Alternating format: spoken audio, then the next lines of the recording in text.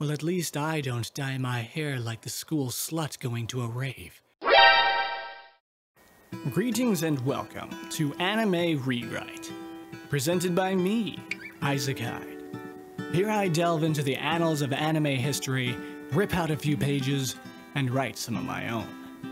Today's quandary addresses the death of one of the most popular Bleach espada, if not characters, Ulquiorra Cifer, and poses the question of what would happen if Orihime could reject the Quattro Espada's dissolution following his battle with Ichigo.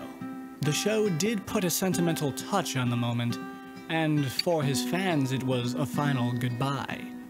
On the other hand, there are those who simply saw it and moved on. Like the man himself, so no wallowing. Orihime's power goes from godlike to pathetic depending on the needs of the situation. And yes, she couldn't reject Ichigo's death, but who cares? If Furry Kid at 93 can make Ichigo, Renji, and Grimmjow settle their differences with a threesome, I can keep a character from dying. Anyway, with his ability to regenerate, Ulquiorra wouldn't likely need long to be mobile again, even if Orihime didn't reject all of his injuries. But it isn't as if he would just magically join them either. With luck, his discovery of a heart would, at best, lead to him becoming a neutral party who just might open a Garganta, the cool little portals they like to use in Bleach, to let the captains who were trapped in Wako Mundo enter the fight happening in fake Karakura town. This act alone would transform the future. While it would take Captain Unohana a while to heal their wounds, once Byakuya and Kenpachi entered the fray, the defeat of the Espada, the Fracción, and Tosen would happen easier and with less injury, leading to Aizen and Gin having far more enemies with which to contend. The only issue with this is Aizen had already shown every combatant besides Ichigo his Zanpakuto release, meaning that even once they got to him, there's no guarantee the bolstered group would do any better. Now, even without their help, Ichigo and Urahara eventually prevailed, but Genryusai's arm remained missing.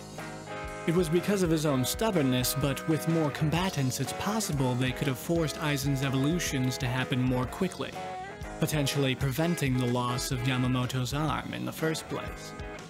Or, if Ulquiorra conveyed the purpose of Wunderweiss Majara, they could have targeted him to allow Yamamoto to use his full power.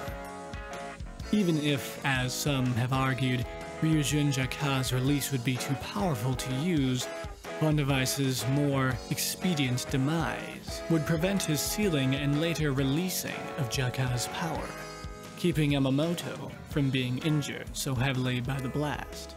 And this is all assuming that Orihime wouldn't motivate Ulquiorra to help them directly.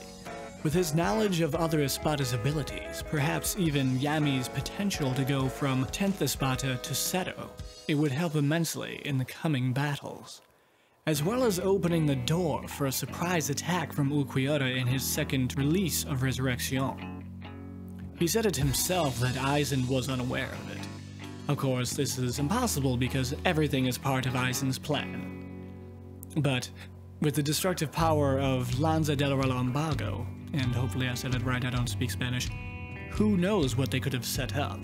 With his deductive reasoning, it's possible Ulquiorra could have even gathered some idea of Gin's true intentions towards Aizen. The point being that Ulquiorra's intel alone could have potentially altered the history of the Bleach universe in a myriad of ways, let alone his combat ability. Not to mention unleashing a new slew of possible buddy bickering moments if he did somehow end up joining Ichigo's group. Just imagine the humorous tension if Ichigo, Ulquiorra, and Grimmjow were stuck together and not allowed to fight. So wait, your clothes disappear as you get weaker in Bankai form? Yes? So what? So if you lose, do you just go bare ass? Who cares? You fools worry about the most pointless of things. Hold on, I'm just answering this guy. What was that, Ulquiorra? My apologies. Was I talking too fast for you? Nah. I just didn't know you were done writing that poem about your dark soul in red ink, you emo L cosplay wannabe. Well, at least I don't dye my hair like the school slut going to a rave. You're a funny guy, you know that? I've got some rhymes for ya. Pantera's a sword, and Cero's a blast, which'll hurt more when I shove 'em up your— It practically writes itself. Where was I? Oh, right. With Aizen defeated and Soul Society presumably staying in loose contact with Ulquiorra, Grimmjow, and whoever else returned to Wacomundo, when die Sternwärter kommen back, they would likely have more of a warning and thus some time to prepare. But I'm not going into that because the 1000-Year Blood War arc was, at best, Bankai fan service. Aside from the proof that Grimmjow is still alive and is totally owning that Aizen cosplaying poisoned water-balloon freak, that was awesome. You know what else is awesome? Liking and subscribing. Oh, come on, I have to. If you already have, I salute you, old sport. And if you haven't... How absurd. Feel pain.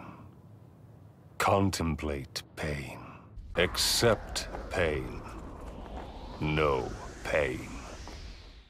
Tell me your what-if ideas, favorite espada or dog breed in the opinion boxes below. And thank you for making history with me.